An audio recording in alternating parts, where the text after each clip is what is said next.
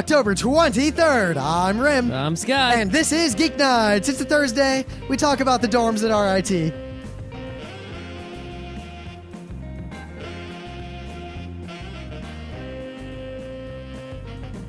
Let's do this. So you'd think, in these troubled economic times, working for one of those Wall Street financial companies, everyone would be fully vested in interest in what is going on in the stock market and dealing with the systems in the market and all this stuff. And Well, I mean, it depends what your company does. I mean, like, look, if you're a company... well, no, I'm about to tell an anecdote. You see, I'm not making a general statement. But you'd think that when there's work to be done, you'd be paying attention to the work, and maybe it's kind of like when you're at a boxing match, right? More often than not, no matter how much money you paid, I'll bet that if you're watching this boxing match and suddenly two drunk guys in the audience get into a fight, everyone's going to turn and watch the drunk guys. I was at a football game last weekend, and whenever there's a fight in the stands somewhere, the heads turn that way. That really says something. The thing is, usually the fights happen like between plays, and you don't miss. I didn't miss a single moment of the game despite seeing like two fights. Well, because the people fighting obviously paid to see the football. Obviously. But when there's not football on, they got to do something. No. But, so, we're at work, and I'm typing. It's kind of early in the morning. Not everyone's in yet. I'm doing stuff, and other people are doing stuff, and we're talking about, what's the market going to do? What's going on? Blah, blah, blah, blah, blah. Talking shop, and a mouse walks by. Little mouse just kind of walks by. Walks along, kind of casually, walks into a conference room, and then we lose sight of him. So it's a pretty old building. Well, it's the Lincoln Building. So is it from the 1800s, this building? No, I don't actually know the full history. All I know is that the Lincoln Building is pretty damn old. It's one of the older skyscrapers in Midtown. It's like right across from Grand Central. Well, I guess it's not older than the Flatiron Building. No, it's not. But this mouse, it's like, everyone's working, and then someone says, was that a mouse? Everyone in the entire office, because remember, our office is all cool. Like, it's one big open space with glass walls, and it's kind of neat. Everyone stands up. The mouse is now the most important thing in the world. We ended up chasing it around. We caught it in a wastebasket, and we took it downstairs, and we let it outside into the subway. Yeah, well, I mean, think about it, right? You're at work. No one actually wants to work, and you have this excuse, this totally thing that happens outside of, the normal workflow. So everyone's just looking to find any reason to escape and spend some time on something that doesn't happen at work every day. Well, it's a phenomenon I've seen often. I remember when I worked back at the hospital. One day, this was back in the last month there where I didn't really have any work to do. I got up and I went to go to lunch and I tried to get out and a door just wouldn't open. I just couldn't open it. So I went around to the other side and I saw that the door was jammed. So I went and told someone. And everyone in there were 100 people talking about the door. Everyone was standing around well, how could we fix it? I'm going to try to jam a screwdriver in there. Oh, that didn't work. And people were more interested in this door than anything they'd ever done for this company, as far as I could tell. It's a way to escape from, work and do at least something. Of course, the hospital was different from my current job in that I don't think anyone did any work. That's most works. But that I don't know. That's all I have. It was kind of a boring day, other than the mouse.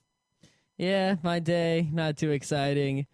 Starting to have, it's getting a little corporate up in my business now that we got bought. They so quit.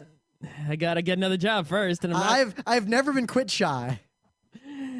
I'm not quit shy. I'm very quit trigger happy. The only thing is I don't quit until I got a place to go already. Yeah. Well, and the other thing is my new policy now, right? Which I'm trying to figure out if this is a good policy to have. Wait a minute. I'm gonna guess. Never take a new job unless it is substantively better than the previous one? Well, not just that. I'm not going to take any job that isn't completely awesome.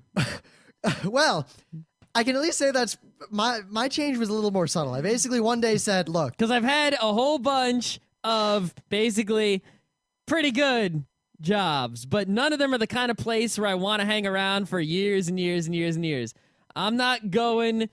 the next job I get, whatever it is, working for myself or someone else, is going to be a job where for years and years and years and years, every single day, even 10 years from now, I'm like, oh man, it's work. Here we go. Rock and roll. Otherwise, I'm not doing it. See, my policy was pretty much, I realized in the first job, funny how I get the best job ever. Probably the last salary job I will ever have.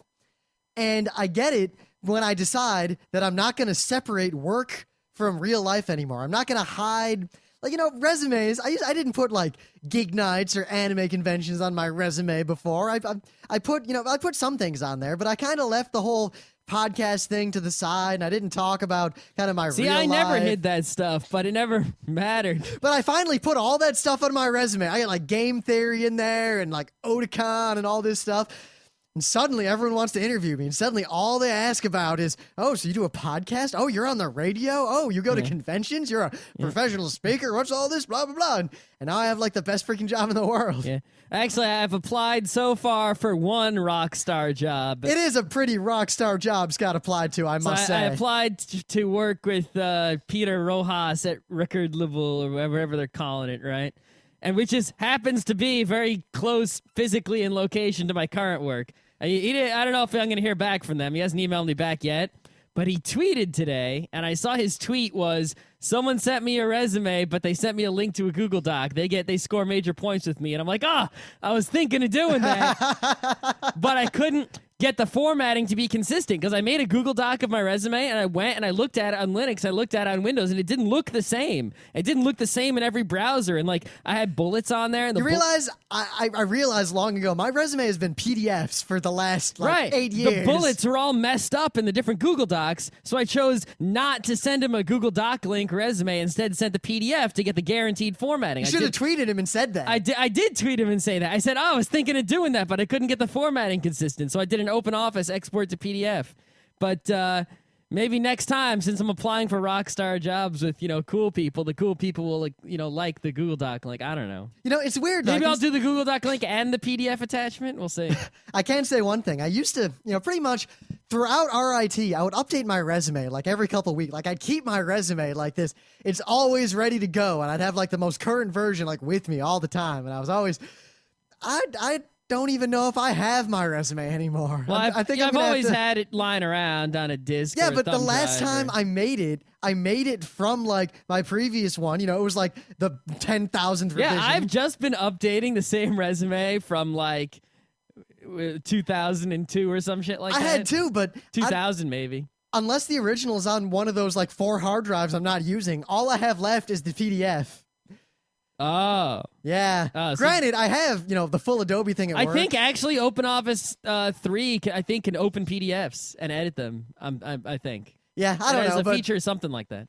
I don't know if I'll ever, pretty much, I don't think I need my resume for getting a job anymore. I need my resume for other things like trying to be an expert witness. And yeah, well, you never know when you need a resume. Yeah, but I feel like I think I'm just going to make my quote-unquote resume. You're going to work at the same place for, you might work there for 5, maybe 10 years, but you'll need another job after that. See, I don't know. I pretty much feel like you're going to work there for 30, 40 years? No, I feel like this is my penultimate job, as in this will be my career, or I will leave it at a point when I no longer will be working for someone else. It's going to be one of the two.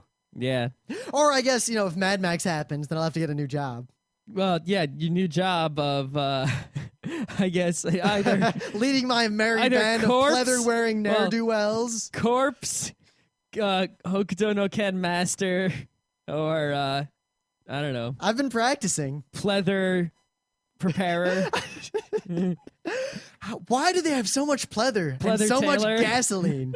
I also didn't realize there were 3 Mad Max movies. I only thought there were 2. Well, there's Mad Max Beyond Thunderdome, and...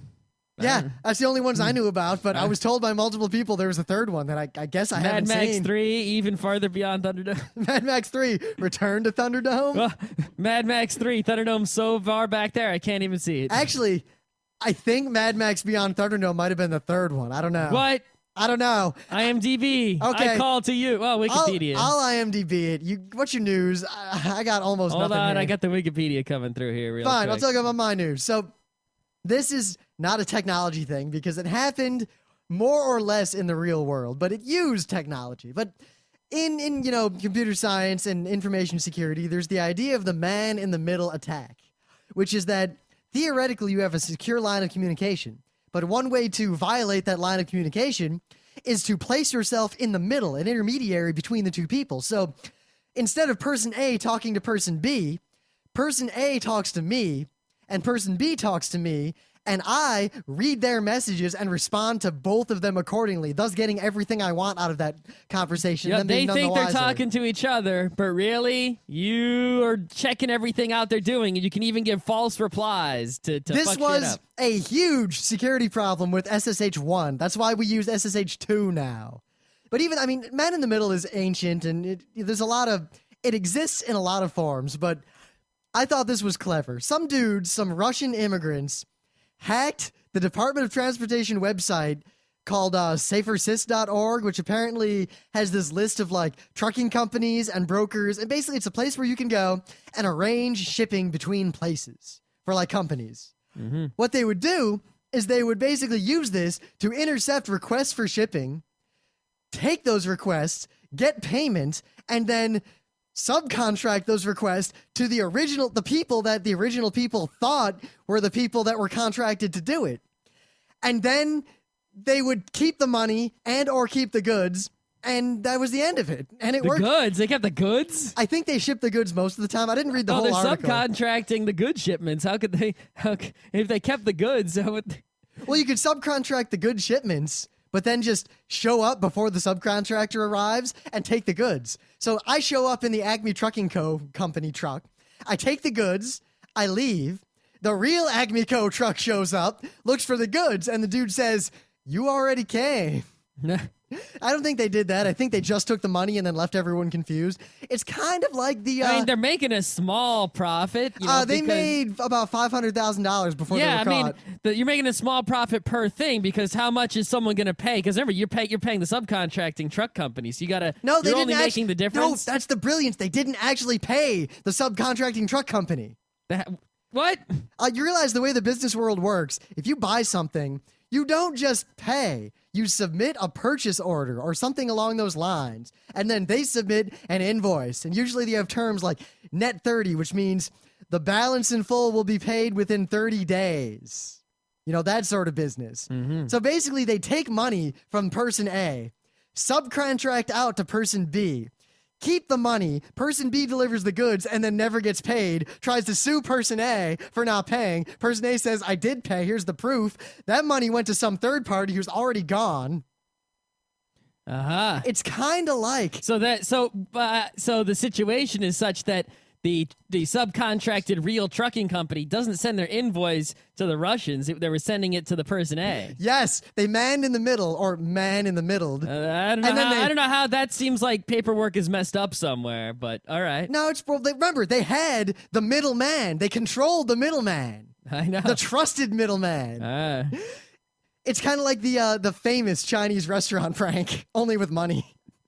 All right. I don't know. I find this interesting, and I don't really have anything more insightful to say about it other than scammers in the modern world are often very, very clever. And the real failing is that the website that people trusted was untrustworthy, and everyone trusted it stupidly. Yeah, that's pretty much where all, it's why it's called a con man, a confidence man. They give you confidence in something, trust in something that is untrustworthy, and then you are fooled. Yeah, that I is guess the foundation of all trickery. it's weird, though, because I feel like, I don't know if they could have gotten me, because I don't trust any website, really. Like, I don't even really trust Google.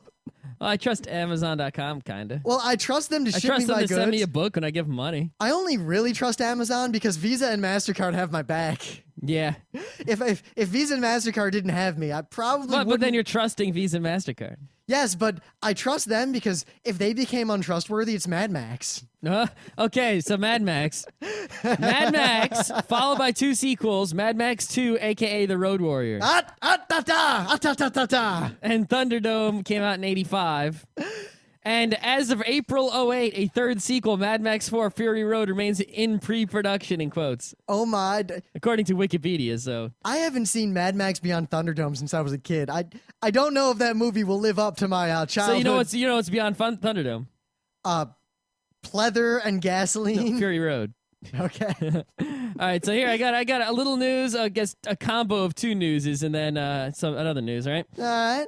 All right, so here we go. First story. These 2 related stories, they're real quick. Virtual, quote, murderer jailed. Right? Wait, is this the Dutch thing? No. Okay, because there was a similar story from the Dutch. It's a Tokyo woman, right? Was jailed for murdering her ex-husband. Well, kinda.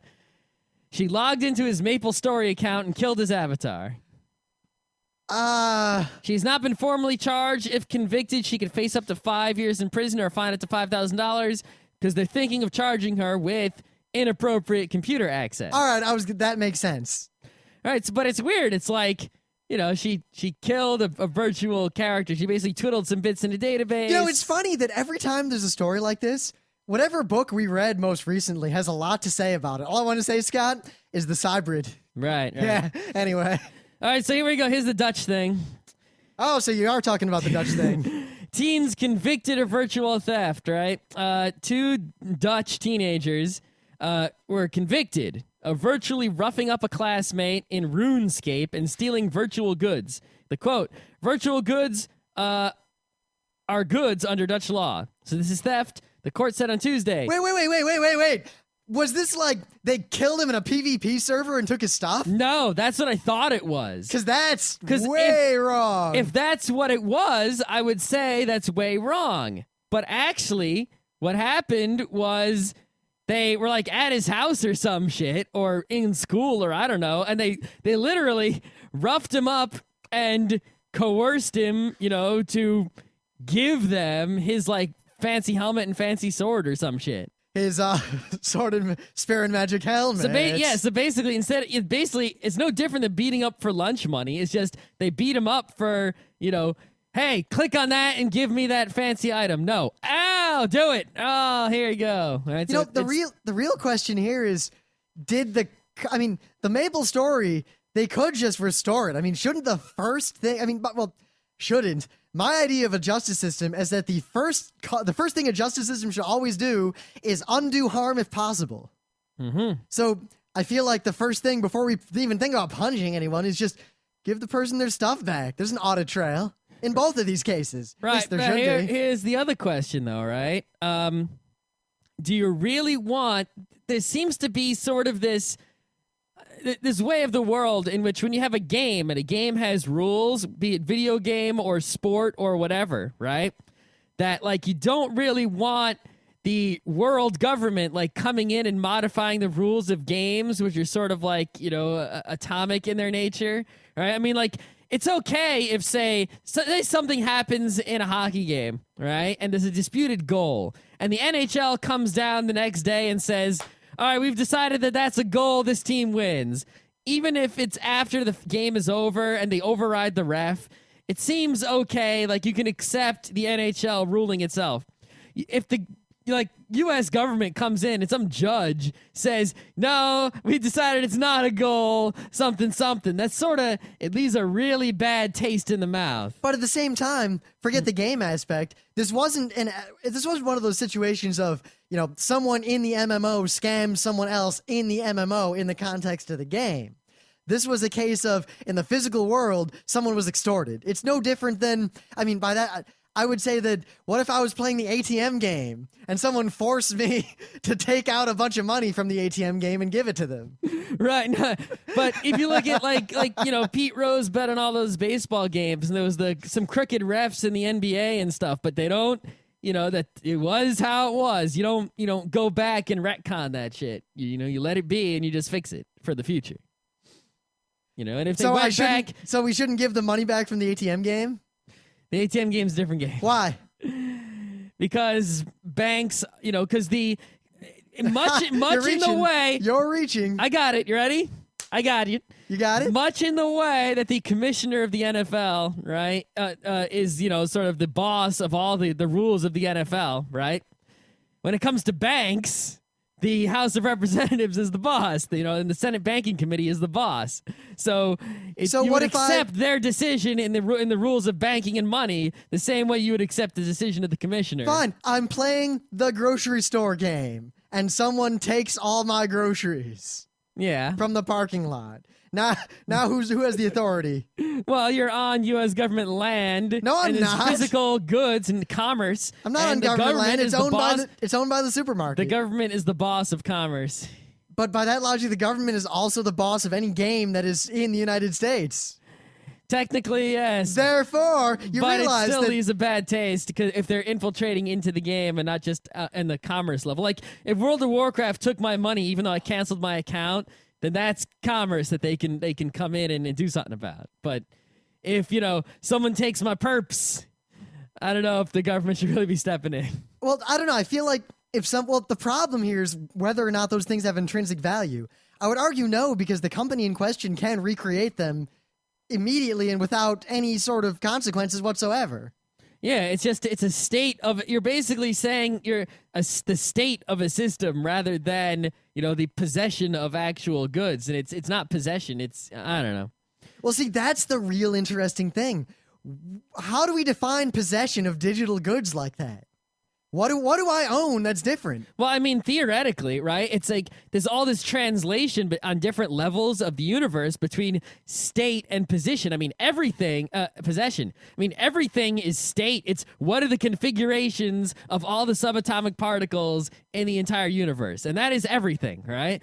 But then you look and it's like, I possess this land. Well, no, actually, it's just the configuration of the universe. Wait There's a minute, piece of paper Captain. somewhere Wait a minute, that has your Captain. name on it that happens to also say deed on it. Wait a minute, Captain Absolute. I think we need to zoom in a little bit from your overarching pedantic and positive. You've committed not the fallacy, but I don't even have a word for this, where you take an argument and either draw it out to such a universal concept to where it is universally applicable and thus no longer an argument. Or you zoom in so narrowly that you have proven something absolutely which can have no effect on anything. I did both, in fact, by going to the subatomic particles and also the entire universe at the same time. I feel like the difference here, though, in all honesty, in this situation versus, say, someone in the game tricking me into giving perps. I don't even know if you can give people perps. I know there's like bonding and stuff in I'm WoW. sure you can give someone an item, right? No, there's this. You can, if you pick up certain items, they're bound to you and no one else can use them. Really? To prevent. What the fuck? To prevent all the sorts of things that happen in every MMO that came before. Oh, God. Man, we should actually play WoW so we can find all the stupid shit like that and realize it's worse than we think it is. You want to play WoW? I'm looking at my WoW disc. We have like 100 demo discs. I got one right here. 14 days. We said we were gonna do it for like one day last winter. Well, I got all that vacation time. I'll be off for like a week or two around New Year's. Yeah, well, we'll see. Want to play 2 solid weeks of WoW? No! I'll take 2 weeks off of work. I'm talking like maybe 2 hours. Not 2 weeks. What's wrong with you? But anyway, I feel like I don't know where exactly the line is, but there is a difference between being scammed in the context of the game and being physically coerced in the real world to giving up a password to an account from which items are then liquidated. Yeah. Normally, a story with the headline, teens convicted of virtual theft or virtual murderer jailed are the kind of headlines I would go, boo, what the fuck. But I agree with what happened in both these situations. I think it was, it was right. We did what was supposed to happen. Of course, it really depends because who owned that MapleStory account? And if he gave her the password and she had ever played it, then I think she has just as much a right to delete the character as he does. Yeah, I mean, plus, right? Maybe he was letting her play or whatever she meant. What plus does the intent matters in crimes and such? What if she was intending to just play MapleStory but she just sucked? How does that go? Well, I think she deleted it. I don't know if you can die. I don't know how MapleStory works. Wasn't that the game that looked really good, but there was actually no gameplay? It's like a side-scrolling nothing. I forget. Yeah, I remember playing it and then we got hooked on that other game, Gunbound. Well, Gunbound was the cannon fodder, but you pay money to win. Yes, that introduced one word to my vocabulary. The only thing I remember from that game is bunging. Oh, God. I forgot about that. I had something else to talk about, but I'm going to save it.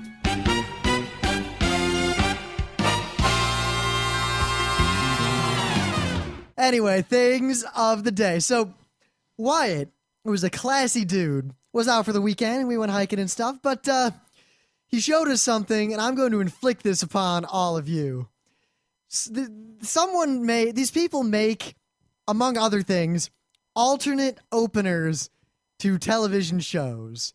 And I want to link to 2 of them. Now, the first one is frightening, horrifying, and really not safe for work, but it is kind of an alternate opener to DuckTales. and it's a little disturbing. I feel like I've seen it before somewhere, but I don't remember. Where were you here when we No, watched but I it? think is it that new? Because I feel like I saw it a long time ago. I have no idea. No. But in case you don't want to watch that one, I have to link to a second one, and this one's just weird, and it's funny, and it kind of reminds me of the Hasselhoff recursion for a number of reasons. Well, it does involve the Hoff. It does, but it involves a recursion of the Hoff as well. Uh-huh. But it is not the Hasselhoff recursion. It is perhaps a Hasselhoff recursion. But Hasselhoff is How could played there by be more than one? another guy. Well, there is only one. This is definitely a bastardization. It is not the true recursion in all of its glory. Mm-hmm. But if the first one is disturbing and funny in a really dark humor, sick way, the second one is just really weird. When the little mini Knight Riders come out and start shooting missiles at the big Knight Rider that is itself in a power wheel, riding around in a cube that has images of the opener to Knight Rider on all faces, it's weird. Mm-hmm. Is that it? Yeah, that's it. What, do you have something more exciting, Captain Scott, on this lazy Thursday? It's exciting if you like boobies. The bird? No. Okay. The things on women. I can tell it's going to be a classy night. Oh, it's classy. So, Halloween's coming up pretty soon. Halloween is all about costumes. Yes, no? Yes. Yes, it is. Well- costumes and pumpkins. Halloween is primarily about parties and dressing up for candy. Yes. Mostly parties. So, to celebrate the costumes of Halloween, right? You know, some people, they like the scary costumes. Some people like the funny costumes. And some people like the sexy costumes. Sexiness! Sexy bee! frog. Not all our costumes are sexy. And Anyway. sexy, and frog. Okay. Someone put together this gallery of the 50 best cosplay cleavage pics. All right? And Should this not be saved for a Wednesday? I don't know. Some of them are Woden's video Day? games, some of them are anime, some of them are just sort of who knows what they are. They're just cosplay of some sort. I still feel like it fits mostly in a Woden's Day. Perhaps. But no matter what, normally I wouldn't link to something like this, you know, because normally it's just sort of a perverted kind of, whatever, fan service cheesecake, sexist kind of thing. You realize Steve Bennett has probably checked off one more mark on the I will corrupt those two boys. But some of these are way hot. Like, I don't know no matter what gender you are, some of these are like unbelievably hot. Like, oh man, like who the hell is that hot? Like, aw, man. Like you don't see things this hot on the internet every day. I mean, the internet's got a lot of porn. You know, it's got more porn than anything in the history of, universe. But most of that porn... Isn't the statistic that more pornographic video is made in every 24-hour period? And that's just in the, real porn industry, more porn is made. You know, we're not counting, like, photography porn, internet porn, and, all the other porns, but hentais and everything. But... there's a lot of porn on the internet, and a lot of it is, not so great. In fact, 99% of it is not so great. Coming from you, the expert and connoisseur. Oh, yes, I'm such an expert. No, it's Sturgeon's Law. 90% of everything is crap. No one needs to tell you that. The phrase 90% of everything is crap takes on a whole new meaning when talking about pornography. Well, I hope 90% of the porn isn't crap that way. Even though more than 0% of it is, which is more than enough. You still haven't seen that video. Because I'm smart. Just like I haven't seen all that bad porn. But regardless, this isn't actually porn. It's, just cosplay photos. Just, they just happen to be, provocative. Even if there is no... provocative is the word? There's no nudity. Well, there's nothing that would be, rated X here. So, no, there's not. I don't think there's actually any nipples, even though there's a lot of cleavage. Anyway. Cosplayers seem to be pretty good at that. I mean, I remember very clearly a long time ago at an anime convention, there was a girl dressed up as Rey, when Rey was wearing nothing but a towel. And this girl was wearing nothing but a towel and foot pads because she wasn't allowed to walk around barefoot. So she had these flesh-colored pads on the bottom of her feet that technically counted as shoes, and a towel, and a wig, and that was it.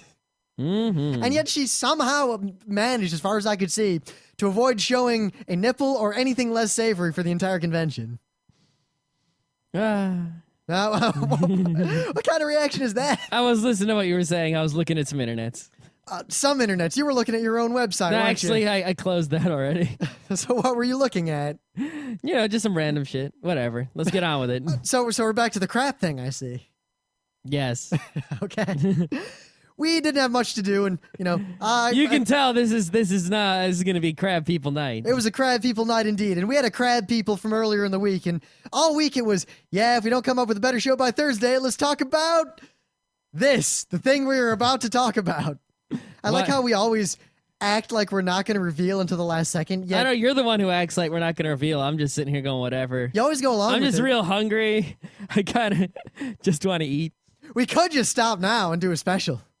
No, let's do something at least. People, they spend their hard-earned internet bandwidths to download this, and they're expecting something to listen to entertain them on the way to work. If we stop now, what do they do for the second half of their commutes? What do they do while they're bored at work all day playing Flash games? They played every Flash game. Now what are they going to do? We can save them for the next 15 to 20 minutes and give them something to occupy their brains until they can finally escape and go home and do something worthwhile. So when we were in college for not even a whole year, but for 3/4 of our time of our freshman year of RIT, when I say quarters, I don't mean, 25%. I mean quarters as in 10 weeks plus a week of finals. So for 30 weeks, Well, 33 weeks. all right, 33 weeks, Plus all the vacations where we weren't forced to go home, which were all of them except the Xmas one. right?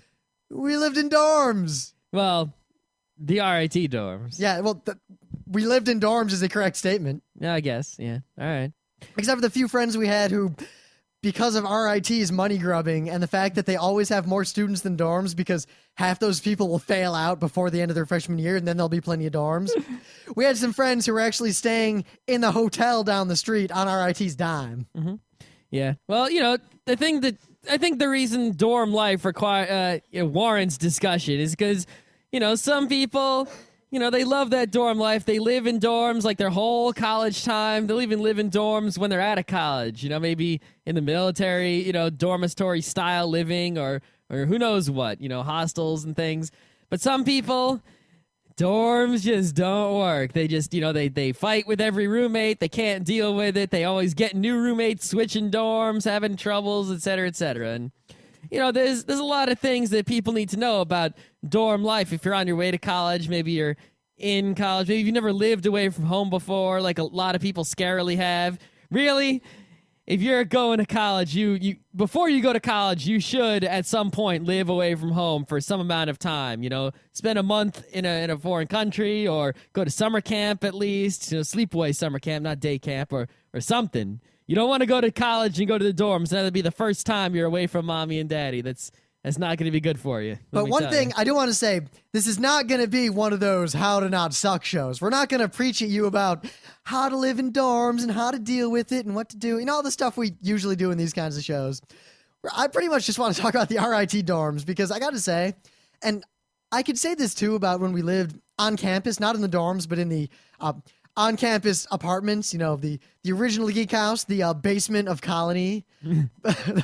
God, we could do a whole show about that place. But what I miss about the dorms, and I get this a little bit in New York City, but not nearly as much as I got back at RIT, was the fact that not a day would go by where something weird didn't happen.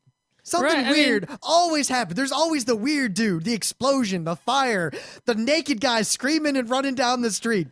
The frisbeeing, and frisbeeing does not involve throwing a frisbee. I'll get to that later. Yeah, when you live in a house with just a few people, right? Think about it. The average person has something weird happen in their life once every few weeks, once every month, something like that, right? But if you get enough people together, something interesting will happen to someone every day. And But if you're not living just- with these people, then that interesting thing happens to everyone. And also, in addition to that, because you're living with these other people and you interact in these ways, people will do things with other people and they'll make interesting things happen. And, because it's a lot easier to make a lot different things happen when there's other people to make them happen too. If you don't have anyone else to pull a prank on, there's no prank to pull. But at the same time, college dorms, far and away from everything else, have this extra bonus going for them in terms of this sort of stuff happening.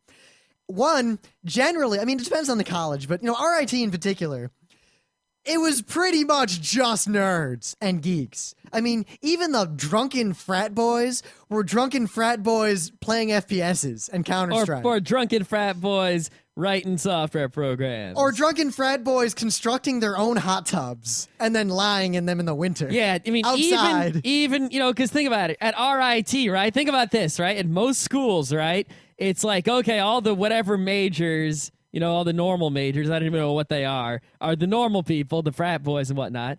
And then the engineers are the nerds. At RIT, everyone's a nerd, and the engineers are the least nerdy, the jock frat types. Yeah, it was the kind of School weird. of Engineering. Or maybe the School of Science also has some non-nerds. But all the other schools, right, is what? The computer science school and the art school. Yep, but I guess everyone, the business school, but everyone, even the business school people, though, a lot of them were really geeky. I mean, everyone played Counter-Strike. Everyone did all that stuff. Everyone did those geeky, nerdy things. So, and also, because RIT is kind of expensive and private and all these things, it was also at the point where, by and large, everyone there had a lot of similar interests, a lot of commonalities, and also, we were isolated. Remember, RIT, everyone says, yeah, it's in Rochester. No. Not in Rochester. It's in Henrietta, which is next to Rochester. Henrietta, at least from the perspective of an RIT student, basically Henrietta might as well just be called RIT town, even though people live in it. You arrive at, basically, RIT is like this compound that is completely isolated from the entirety of the rest of the area. And not many of the freshmen have cars, and not many people in general at the school often have cars, except for the commuter students who basically did not fit into anything we're going to talk about. And you're isolated, and you have nowhere to go, and nothing to do, and as a result... where can you go? There's one road in Henrietta. It basically has a bunch of strip malls and then one actual mall. Yep, and you couldn't even walk there. If you wanted to walk there, it took forever. And also, I point out, it's basically the ice planet Hoth, so you can't walk there. Yeah, there's very limited time where it's not. And add in one more thing to this equation, the sort of the eye of Newt, if you will. Everyone's a college student. They've got loads of free time to kill. They're not Infinite free people time. working 9 to 5. These are people who are in those dorms a lot of the time.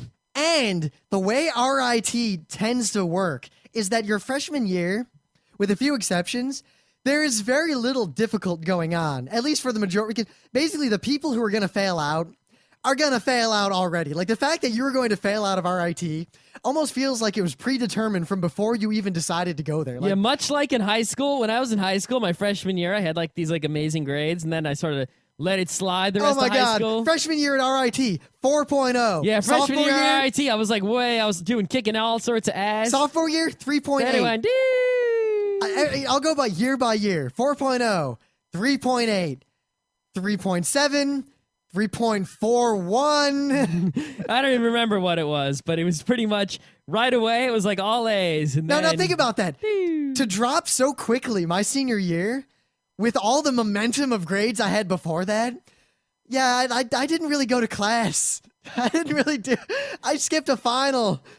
Yeah, strangely enough, though, I made the dean's list once at RIT ever, and it was my final final quarter. I don't know what that was about. But we're not talking about RIT. We're talking about living in the dorms. Now, one thing about living in the dorms was that for the majority of students, no one had any schoolwork to do because either you are one of the people who will not fail out of RIT, which means everything you do your freshman year is painfully easy, or you're one of the people who are going to fail out of RIT, in which case... You're not doing your work. Yep. Now, there were some people, the bookworms, the people who have the nose to the book all the time, even though I don't know what the hell they were working on. Like, it was the weirdest thing. I would be in a class.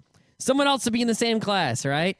I would have, felt that I had no work to do for that class. Yet, I would see someone else in that class with the book for that class, like in the library, spending a lot of time in there doing something with the book for that class. Here's the thing. And there are people in the dorms who would be on those quiet floors, and those people would just do work, and they wouldn't do anything else. All right, we're not talking about the quiet floors, because I got to say, I know very little about them. I went to one a couple times when I was working on a project with someone my freshman year. They were scary. Like, everyone in there was really, really scary, except for, like, the 3 or 4 people who were stuck. Like, they didn't want to be on that floor, but either their parents forced them to be on that floor, or they ended up there because no one wanted to be on that floor. And basically, those people never spent any time on that floor. But we could really only talk about our own dorms because every dorm had its own character. I mean, no, that's what it's all about. I was just about to say, the thing about floors, right, is each dorm, each floor, each section, right, however the dorms are architecturally structured, each unit has its own character and its own community and its own attitude. Well, it had its own name, its own RA, and then as a group, they had their own RD, and we really only have experience with 4 of the dorm, social units of RIT. So, well, I have some interactions with some other units, but yes, I know I'm most familiar with the. I know them in the way that a visitor to a foreign land for a few weeks of a year knows the foreign land. I mean, yep. Here's what I know. I mean, there are people who probably are nothing like all the things we're going to talk about on all those other weird floors. But let me tell you, all I know about the studying floors was that I never saw any of those people outside of those floors or outside of class. Maybe in the library, but I only went in the library when I needed to sleep. I went to the library, but not as much as some people. Actually, I can say I did a lot more work in the library for my elective classes than I ever did for anything else. I did a lot more things in the library just for fun, looking around, because it's a big library. They got a lot of books. There's a lot of weird stuff in there. But I didn't get to pick my dorm, and I didn't really, I put in some preferences, but I tried to get into computer science house. Not going to talk about that. No. I'm glad I didn't get in. Me too. But I ended up in one of the more infamous of the places to live at RIT. I lived in Fish B. Well, Fish B too, right? Fish B too. Well, Fish in and of itself was special because there was Fish A, which was completely separate from Fish B and C. And Fish A had the girls. But Fish B... girls only, in fact. Fish B was special in that I believe it housed the majority of the alcoholics at RIT at the time. Fish B, because it was all boys, wasn't it? Fish B, I believe, was all guys. Fish B2, however, was unique among RIT floors. See, because most of RIT's dorms were unisex, you didn't have girls and guys in the same room, unless they signed up for it specifically. Or because everyone just swapped rooms and, hid it from the RA, right away. Yeah, but you didn't have that. RIT would never assign a strange guy and a strange girl to the same dorm. You either did it on purpose or you signed up for it or something, but you would have a guy's room next to a girl's room. There wouldn't be any bathroom sharing going on, but that's how most floors were, is that there'd be, guys and girls on the same floor. But Rim's dorm, Fish B2, was guys in every room. Now, there's a couple other things to note about Fish B2. Now, I'm not going to mention names, but we had our RA. I will call him Eric and leave it at that. I will not give his full name. The man was unique Eric among Big RAs. Chevy? I'll put it this way. He didn't get in my way, and I didn't get in his way. Because I was disconnected. The floor was around me, but I was not of the floor. The floor attempted to bring me into it. I had nothing to do with this floor. I think your roommate didn't have anything to do with your floor either. But there's something cool. There's almost this honor among thieves where crazy things happened on the floor. And a lot of the things to the outside observer would appear malicious, cruel, destructive, dangerous, horrifying. However, it was all, I guess there's a quote from The Simpsons, "'Twas all in good fun," because they only all did it to each other, and they all took it with grace, and no one dished out anything that he did not expect to receive threefold in return. Nah. But no one ever did anything to me, because I never did anything to anyone. I simply lived within these people, observed their culture. Like an anthropologist? And one time woke up. Dr. Rimmingston, I presume? I opened my dorm room door on a Sunday morning to go out and get the Sunday brunch, as I oft did. Me and Greg would often go down and eat fried eggs until we were too full to eat more fried eggs. Wait, and then eat more fried eggs. I'm hungry. That you are. And I opened my dorm room door, and a drunk person kind of collapses into the room. He was sleeping against my door. And your door opened inwards? My door opened inward, and he collapsed into my room, still asleep. He had written on the whiteboard on my door, "Let me in." Was this your roommate? No, it was the dude who lived in the room next to me. I don't know if he was confused or bored. I don't know if he thought let me in was somehow going to convince me to let him in. I kind of pushed him into the hallway and locked the door behind me. And I wrote no on the whiteboard. That's a good one. But Fish B2 was connected to a building that had an elevator, but itself did not have an elevator. So it was connected only on the 3rd floor. So basically, there was no way in the world for a wheelchair to get to the 2nd floor. Yet, we had a wheelchair-accessible bathroom. Well, there was a way, just a very difficult way of lifting the wheelchair. Now, after about a week, we had you see, there were floor meetings, as I'm sure all college kids are familiar with, but I skipped all of them when I realized right away that there were no possible repercussions. They weren't going to kick me out of the dorm. So once I realized that, I didn't go to the dorm meetings. And Eric would always come and say, hey, you didn't go to the dorm meeting. You know, they're mandatory. And I said, yeah, I know. I'll go to the next one. I'm sorry. But I didn't go to the next one. And he'd say the same thing, and I'd say the same thing. And I got through the entirety of RIT's freshman year, never going to these stupid floor meetings. I heard tell of them. There was one where we were... apparently, the floor was admonished for the fact that both bathrooms had been completely filled with vomit, apparently, at one point. As in, every sink was clogged with vomit, and no one would fess up. The drunkest floor in the college. No one would fess up, and apparently the cleaning lady quit because of it. Awesome. And they didn't know what to do, and hire a new cleaning lady. Apparently, the argument from the floor was, well, you can either kick us all out, or you can deny us the use of the bathrooms. I don't think either will end well. Yeah, we could have vomited elsewhere. I had nothing to do with these people. But the floor had I went to the secret meetings where the whole floor would get together and kind of have this rule of manly law. And everyone got together and decided that here shall be the rules of the bathrooms. Because the other interesting point of Fish B2 was that there was a women's bathroom, but there were no women. And there was a handicap bathroom, but no handicapped people. So we had to decide what to do. And one proposal was leave the women's bathroom for women under the auspices that women would come to our floor. Oh. The argument put forth in counter to that was that, fat chance. And thus, the agreement was such.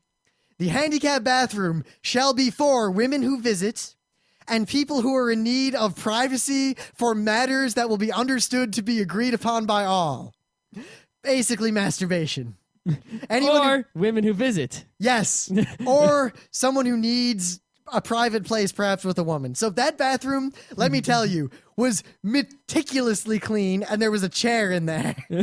It was rather large, actually. It was a full quarter the size of a dorm room, but I don't want to get into that. One guy moved into it for a little while. Okay. Were you taking your showers in there? I took my showers in there for the longest time. Yeah. But henceforth, the bathroom signs were replaced with we made signs. One said, pisser shitter. No. It said pisser showerer. I'm sorry. Yes, and the second one said pooper vomiter or shitter vomiter. The men's bathroom was the pisser showerer. So if you had to urinate or shower, you would go in there. But there was a rule. If you had to shit or vomit, you would go in the women's bathroom. If you chose to poop in that bathroom, you were allowed to. But if there was any trace, any evidence that you had pooped in there, you have committed a crime against the floor. We didn't ever decide what the punishment would be, but well, obviously, retaliation threefold in kind. A retaliatory pooping? Yes. Threefold pooping.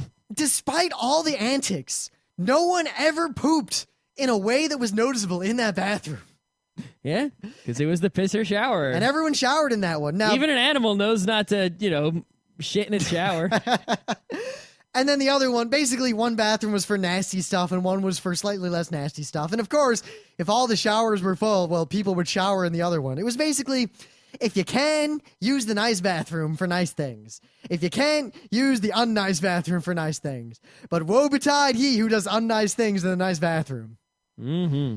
And it worked real well because I got to tell you, all the stories I heard from everyone else in the dorms was that they could never take a shower because they were always full because, of course, everyone's first class was at 10 a.m. Yeah, see, I lived on Peterson 3, which is not which is not Fish B2. I spent most of my time on Peterson 3. In fact, I slept in their lounge more than once. It was an unrenovated dorm, one of the last unrenovated dorms there, which meant the rooms were bigger.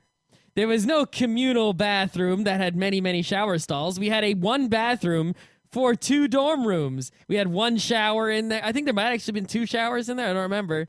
There was basically a shower, a toilet, and 2 sinks in there. And it was, that was pretty good. It was almost a private bathroom, almost. It was a beautiful thing to live in Peterson 3. Peterson 3 was the no drugs floor. Now, don't think like, the complete opposite of Fish B2, where there was vomiting and whatnot. It was called the substance-free floor. It wasn't just like, yeah, we won't drink on the floor. It was like, all right, we know everyone's doing drugs and smoking pot, but don't do it in this floor. And not only that, but if you are drunk and you return to the floor, that is a very bad idea, and you can actually get in serious shit.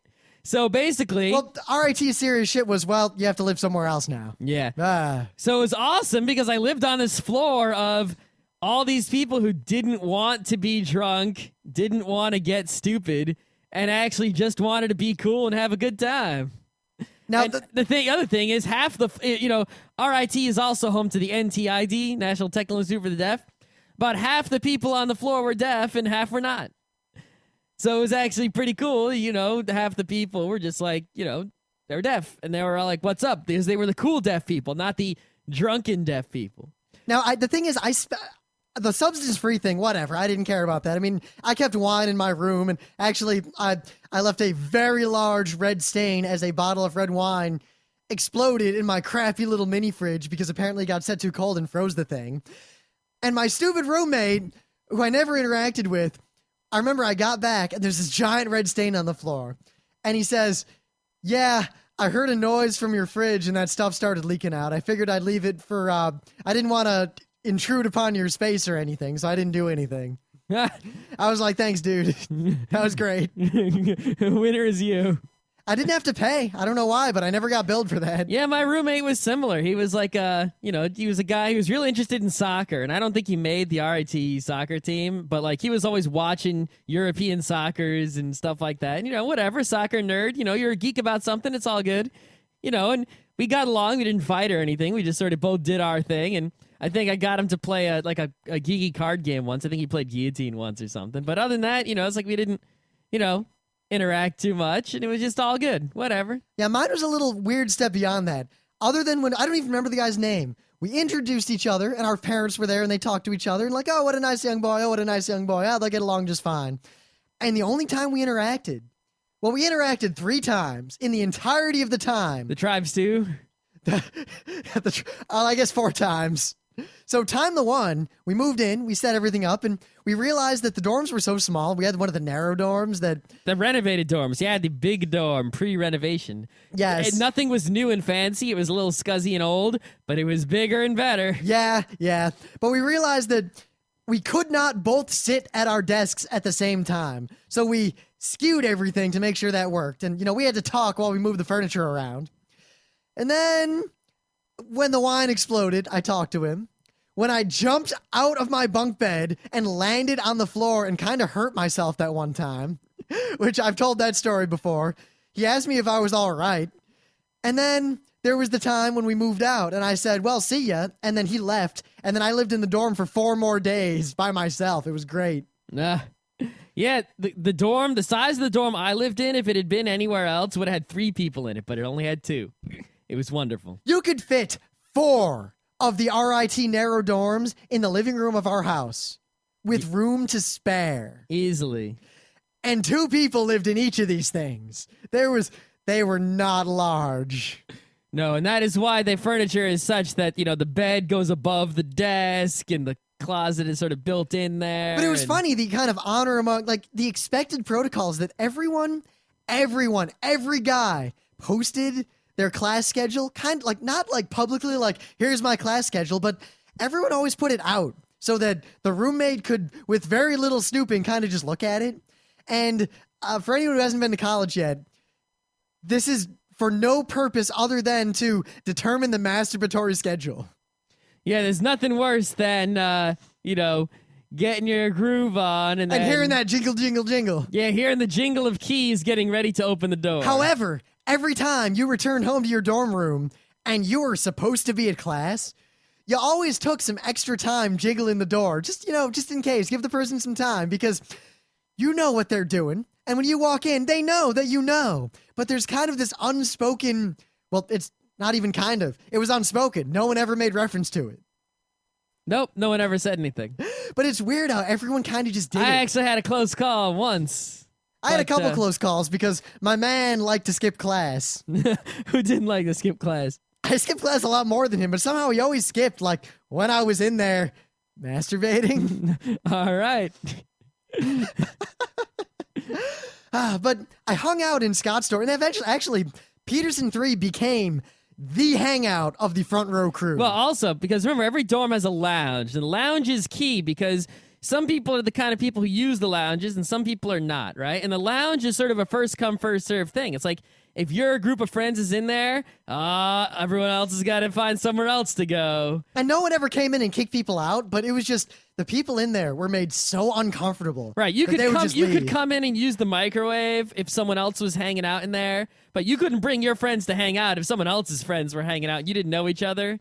Unless you wanted to, sort of get in on whatever their activity was, which happened, I guess, a couple times. Yeah, that's how many people joined the front row crew. But you don't come in and try to have your activity side by side with someone else's existing activity, and you don't come in and try to displace someone's activity. You either come in and join the existing lounge activity, or you don't go in the lounge. But it was like this force of will where whichever group had the stronger force of will just laid claim, and no one ever questioned it. There was never an argument. No one ever said, hey, can we use the lounge? Hey, blah, blah, blah. Hey, you guys are loud. It was just one group remain, two groups enter, one group remains. But Peterson 3 became the hangout primarily because there was this thing in the corner of the room. Yeah, the lounge, was old, so it was bigger, right? It had a TV just like every other lounge, right, with a VCR and cable, that provided by the school. But in the corner of the room, right, because there was like the way the building was, there was a storage closet next to the lounge. So in the corner of the lounge, there was like this weird terraced block. It was like 3 steps and then a landing. And I think there was like a pipe. There was something under it. There had to be something under it. I think it might have been the storage closet, or who knows what was under there. But there was just like this little terraced step in the corner of the room. It was pretty tall too. It was like 4.5 feet tall. Like all told. It was sort of like, hey, we could like have the DM sit up there. It'd be cool. Basically, the dungeon master sat up there, and it's weird how when we weren't playing D&D, no one sat there. Like if you or I guess if you were telling a story, sometimes you sit there. If you ran out of room in the room and you had places to sit, some people would go up there. But rarely. Usually the only time someone was there is if they had, for whatever reason, either playing D&D or telling a story or whatever, if they were kind of the master of ceremonies, they had the control of the zeitgeist of the room at the moment. It was kind of like the speaker's podium or the soapbox. Oftentimes we'd put the little TV there. Yes, we would, because the little TV, when we were using it, had control of the room. Yeah, because remember there was a VCR, I think, in the lounge, or wasn't there? No, there wasn't, but I brought a VCR with me. Oh, that's right. I said the lounge had a VCR. I was wrong. It did not. So we would bring a VCR sometimes, but if we didn't, my roommate had brought a tiny TV with built-in VCR, and we'd carry it to the lounge and watch things on this incredibly tiny television. It was mostly great. Anime from the Anime Club library on VHS. Oh my god, those were good days. We would pretty much our schedule on an average day. That was also the last time I had cables and I lived in those dorms. Yeah, but we'd show up, we'd wake up. I paid for that cable, half of it every freaking quarter, but I never used it, and the other guy only used it to watch Italian soccer. We'd wake up and we'd, like on a given day that wasn't a club night or something, we'd all go to class, and then we'd all like do our thing, and we might see each other for lunch or whatever, front row crew, all this business. And then, a few of us worked, but most of us didn't have jobs. We just had no money and no jobs and didn't care. And then we'd all kind of converge on Gracie's around like 6 o'clock, 6:30, 7, and the time would slowly shift, but the whole front row crew and like all the kind of attached crews, because that was kind of the peak of our crew before the front row crew kind of fully distilled out of it. Before we distilled and condensed. There were a good 20 to 30 people at the absolute peak who would kind of congregate around the front row crew. I don't know what happened to a lot of those people. Well, it was kind of like the front row crew was the core, and there was this large, like, tertiary group around it that would follow us. Like wherever we gathered, like all those other people would kind of gather around us. But we were always there. We always got wherever we were going first and left last. It was kind of weird. Like we'd all go to the quad and hang out on the thing, which was the common pastime outside when it wasn't, as cold. And then that group would kind of find out we were there and converge around us, and we'd all hang out. And then they'd all eventually leave, and then it'd be back to the core group again for another couple hours. But we'd all go to Gracie's, which we could do a whole show on Gracie's in and of itself, I think. But I don't know about that. It's a cafeteria. How much is there to say? a lot of things. Remember when that dude stole my hat? All right. Remember the dude saw your hat at the end. Remember, that was Steve Towle, the spectacle. I don't know if you were there for the spectacle. I don't know. The spectacle. You if you don't remember the spectacle, you weren't there. But we would go there. We'd all eat, and then we'd kind of wait for the people we didn't want to hang out with to give up and leave, and then we'd all go to Peterson 3, hang out until like 11:50. And then, oh shit, the core's closing, and we'd run down to the corner store. Scott and I would buy Red Baron's 4-cheese pizza, and everyone else had their own kind of ritualistic food. We'd go back, we'd all microwave our various ritualistic foods. I'm real hungry. We'd eat them. And then we'd hang out until about 1:32, 3 in the morning, and then we'd all go to bed and skip our next, day's classes. Mm-hmm. Man, I really suddenly have all this nostalgia for hanging out in Peterson 3, but eventually, there was this whole shuffle where some of our friends, like Alex and Pete, had to move dorms because they were renovating dorms in the course of school. So they eventually moved into the new dorm, the new tower, Saul 8. And we kind of replaced Peterson 3 with Saul 8 because the lounge there, while it didn't have the thing, was a lot bigger, had a better TV, had better couches. The microwave worked a lot better, and it didn't smell funny. You usually did, anime marathons there because that was a renovated dorm. Yeah, but if we had to play D&D, we still went back to Peterson 3. Yeah. Actually, while we were at RIT, right, they renovated this one dorm. So actually, we had people who started out living in one dorm, then had to move to one that was finished being renovated. Those were Pete, all the people we were talking about. Yeah, they were living in Ellingson, which is unrenovated. Then they finished renovating Saul. These people from Ellingson moved to Saul. Then they started renovating Ellingson. And of course, I mean, man, we used to do a lot of, eventually we'd get bored and we'd get this wanderlust and we'd, wander into all the tunnels because half the tunnels under the dorms at that time in RIT were abandoned. Like, there was old stuff down there, like the old nightclub that was closed and the old arcade that was closed. Then Yeah, it's like you went down to these dorms and there was, relics of, a college in the past. It's the kind of thing that always gets me upset. It's like you see things that tell you, they let you know clearly that awesome was here. Awesome is now gone. There were nightclubs, bars, arcades, rooms we weren't even sure what they were for, stores that were obvious that hadn't been open for since the 60s or 70s, tunnels that were cut off, fully functioning bathrooms in parts of the tunnels that didn't even have power. It was weird. There was, because of the renovations, this tunnel system under all the dorms actually was split in half for a time, and you could only get from one area to the other, and people only really went down there to do laundry, and then that was it. But there's the corner store. Well, and we went down there to do laundry, but in my side at least, because I was connected, basically there were the tunnels that actually connected to everything, and then there were kind of the bastardized tunnels that would connect to everything, but it was cut off for the renovation. Yep. And Peterson was connected to those, but I was connected to, I guess, the real tunnels.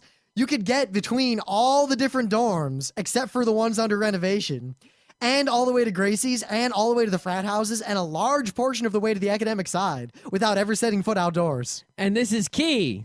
This is very key, because Rochester is fucking cold in the winter. Fucking, you would plot out, exactly how far can I get before I have to step outside, and then what is the quickest way to get back inside at the other side of the buildings where, the academic side had its own set of tunnels. And you try to get from one tunnel to the other tunnel as quickly as possible. The post office is also down there. Yeah, it was. And a lot of other cool stuff. Yeah.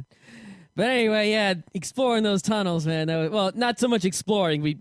They were really quick to explore all of them. But we'd wander around. Going down there and checking stuff out and seeing what was up was good times. And we'd get bored and just kind of wander around. I remember that one time we found they built, for some reason, they made a really fancy new conference room down there, in the middle of effectively abandoned tunnels. and they left it open one day, and we found it. So we rigged one of the other doors. There were 2 doors to this place, so it looked like it was closed and locked, but we could still get in. And then for a while, we would go down there to play BattleTech. Yeah, big conference room table, Whiteboards. tunnels, night, no one's down there. Whiteboards, why not play BattleTech? It was really cool. It was kind of like this, like it was basically our tree fort because we'd lock ourselves in there. And, you know, it was quiet outside. Like there'd never be anyone in those tunnels except every now and then the security guy. But we were cut off from everyone in our own private hangout. No one knew we were there and the door was locked. No one could bother us. Eventually, they found someone must have found the tape we'd put in the rigged door because one day we couldn't get in anymore and we never got into that room again. Yeah. But no, dorms are all about staying inside, not going outside. You know, you've got the wicked fast internet connection. You've got plenty of people. You've got access to food without going outside. We'd have those You don't have to worry weekends. about money or anything, right? So it's all about just getting everything done, doing your whole life awesome, just in a building. It's, But also because it's good preparation for the arcology living of the future. But you're so isolated, and you know you're all together, and you're all geeks, and you're bored. So as a result, I think that's part of the reason why the front row crew is so close and so family-like, is that we basically lived on a space station, isolated from all other people for long stretches of time, with nothing but other geeks around. And man, they were good times, let me tell you. Yeah, that's sort of why I want to make like a geek apartment complex or building or something like that, you know, to sort of, you know, give people who are not, you know, RIT CS students the opportunity to have that kind of living. Deadest dead of winter. No one had Friday classes. So Friday morning, like we'd all get up and get, you know, lunch, well, breakfast at like 1 o'clock or whatever. And we would all not set foot outside until Monday when we had to go to class again. And we'd all eat at Gracie's, like, you know, breakfast, lunch, and dinner for the whole weekend. And we'd like marathon a bunch of anime. Like we'd watch 13 episodes of a show on Saturday. And you had not a care in the world, nothing else to do, nothing else to think about, nothing in the way, no real life. That's You did your laundry, you did a little bit of homework, you know, to pass class, and then what else you had to do? Nothing. What I really miss is that dick and squat. by having no other concerns, I mean, you're freshmen too, so it's not even like the future is looming. Nothing's looming. So everything I did was something I wanted to do, and I wasted a lot of time, but I wasted it purposefully. I used to always tell people about the slacker spirit and become infused with the slacker spirit. And the slacker spirit is this. If you are going to dick around and waste time and just enjoy yourself, do it wholeheartedly. Don't worry about anything else in the world. If you're going to skip class, don't worry about class. If you're going to waste an entire weekend, don't even think of it as wasted. Just do what you want to do. And I would watch 20 hours of anime over the course of a weekend. As in, we'd marathon a whole show. And then like on Sunday, we'd watch a bunch of other anime. And play some D&D in between all those things. And not get anything done. And at no point in those 20 hours did I ever think I could be spending this time better. In fact, at best, I would think, man, are these the best days of my life. Yeah, I mean, if you cut class and to play Tribes 2 and the whole time you're like, I shouldn't have skipped that class. You were nervous. You should have just gone to the class. You wasted it. But the fact that nothing ever distracted me from what I was doing in RIT, that is one thing that I had, and I don't have that anymore. Maybe it's because I'm ambitious. Like even now, like I'm at work. I'm working on work, but I'm also thinking about what I'm going to do with Geeknights. I'm at home, I'm doing Geeknights. I'm thinking about what I'm going to eat when I finish this show. When I'm playing Natural Selection, I'm thinking about, like, I'll look at the clock and think, well, in an hour, I should probably stop playing NS so that I can do X. At RIT, I'd like skip class, I'd come home to the dorm, I'd start playing Natural Selection. I would stop when I was done. I didn't even think, you know, when's my next class? I thought I'm playing NS. At some point, I would stop NS. I'd look at the clock and go, oh shit, it's 8 o'clock. Fuck. And then I'd say, well, I already missed class. Better go get dinner. I don't think we were playing NS when we were in the dorms. It wasn't out yet. Might not have been. I don't remember. That wasn't until we were living in the apartment. We were, however, playing Tribes. We were playing Tribes too. And but I did the same thing in the apartment. That's not a dorm-only thing. That was a RIT thing. Well, I think it's an any college thing. Yeah, well, it depends. Can I eat now?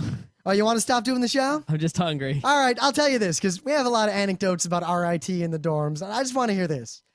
All of you out there, you Geeknights listeners, do you want more, maybe a better produced episode, as opposed to this kind of We're tired and we're kind of just winging an episode, but do you want to hear more anecdotes from RIT? Because we got a lot. People seem to just love anecdote shows, but I feel like we should have more substance in it. And yet again, much like someone who, is thinking about, how they should have gone to class while they're skipping it.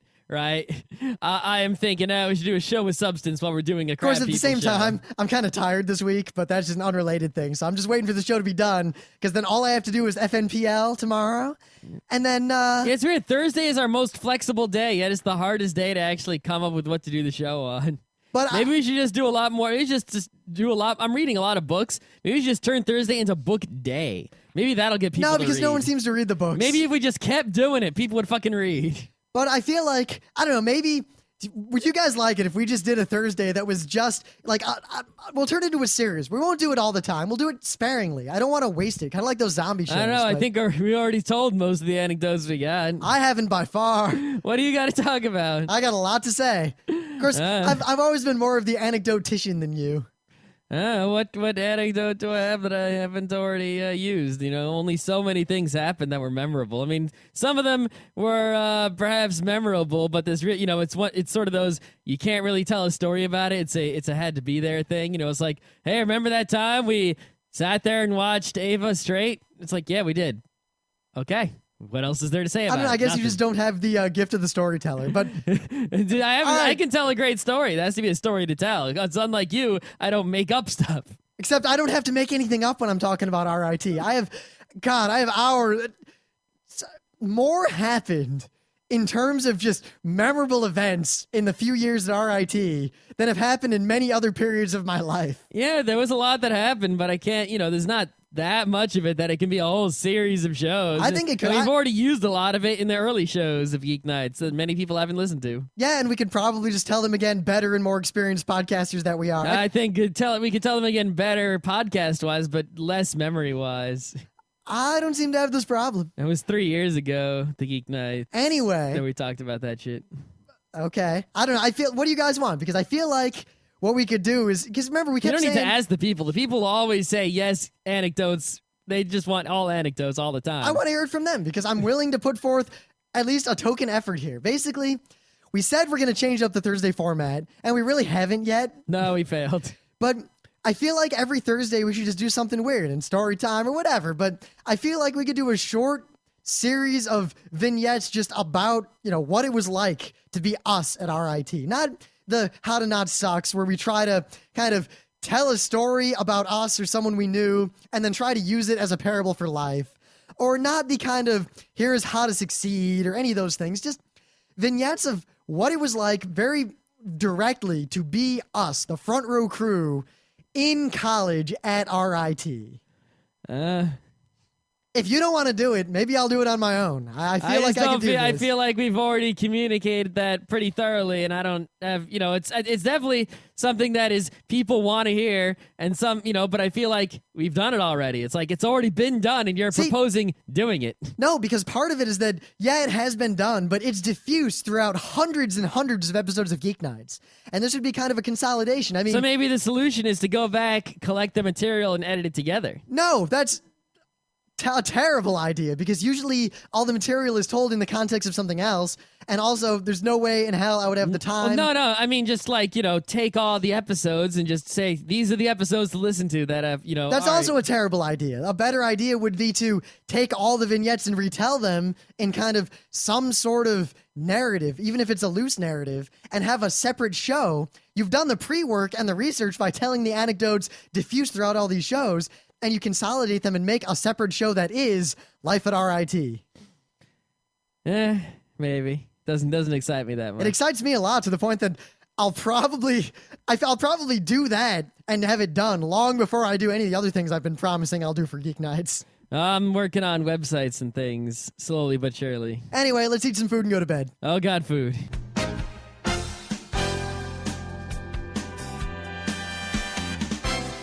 This has been Geeknights with Rim and Scott. Special thanks to DJ Pretzel for the opening music.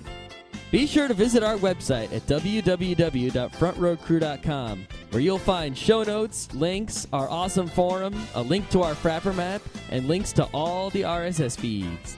We say feeds plural because Geeknights airs 4 nights a week, covering 4 different brands of geekery. Mondays are science and technology. Tuesdays, we have video games, board games, and RPGs. Wednesdays are anime, manga, comic nights. And Thursdays are the catch-alls for various rants and tomfoolery. You can send us feedback by email to geeknights@frontrowcrew.com. Or you can send audio feedback via Odeo. Just click the link that says Send Me an Audio on the right side of our website. If you like what you hear, you can catch the last 100 episodes in iTunes or in your favorite podcatcher. For the complete archives, visit the website, which has everything. Geeknights is distributed under a Creative Commons Attribution Non-Commercial Share-alike 2.5 license. This means you can do whatever you want with it as long as you give us credit, don't make money, and share it in kind. Geeknights is recorded live with no studio and no audience. But unlike those other late shows, it's actually recorded at night.